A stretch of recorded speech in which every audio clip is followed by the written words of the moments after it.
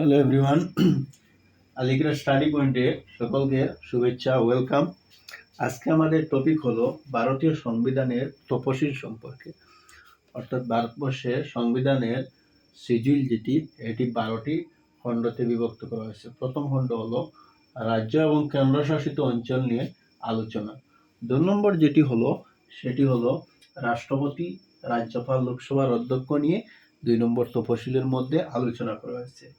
তৃতীয় তফসিল 3 নম্বর তফসিল যেটি কেন্দ্রীয় মন্ত্রী, সাংসদ, সুপ্রিম কোর্টের বিচারপতি প্রধানদের বিষয়ে আলোচনা করা হয়েছে। চতুর্থ নম্বর তফসিল যেটা 4 নম্বর তফসিল যেটি, সেটি বিভিন্ন অঙ্গরাজ্য কেন্দ্রীয় আসন বন্টন অর্থাৎ সিট বন্টন রাজ্যসভা এবং লোকসভা। পঞ্চম তফসিল যেটি তফসিলি জাতি উপজাতিদের শাসন ব্যবস্থা সম্পর্কে আলোচনা করা হয়েছে। ষষ্ঠ তফসিল যেটি, এটি ত্রিপুরা, মিজোরাম, মেঘালয়, আসাম সম্পর্কে এই তফসিলের মধ্যে আলোচনা করা হয়েছে। সপ্তম তফসিল যেটি, সেটি হলো কেন্দ্রীয় তালিকা, রাজ্য তালিকা এবং যুগ্ম তালিকা সম্পর্কে আলোচনা করা হয়েছে। নেক্সট হলো অষ্টম তফসিল সরকারি ভাষাসমূহ স্বীকৃতি প্রাপ্ত ভাষা সম্পর্কে নিয়ে আলোচনা করা হয়েছে।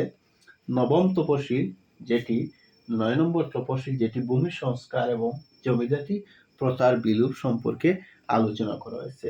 দশম তফসিল যেটি বিধায়ক ও সাংসদদের দলত্যাগ রোধ সম্পর্কে আলোচনা করা হয়েছে। একাদশ তফসিল যেটি হলো রাজ্য পঞ্চায়েত ব্যবস্থা ক্ষমতার বিলীকরণ অর্থাৎ পঞ্চায়েত সংক্রান্ত ব্যাপারে এই একাদশ তফসিলের মধ্যে আলোচনা করা হয়েছে। দ্বাদশ তফসিল যেটি হলো রাজ্য এবং কর্পোরেশন মিউনিসিপ্যালিটি সম্পর্কে যে তফসিলের মধ্যে আলোচনা করা হয়েছে।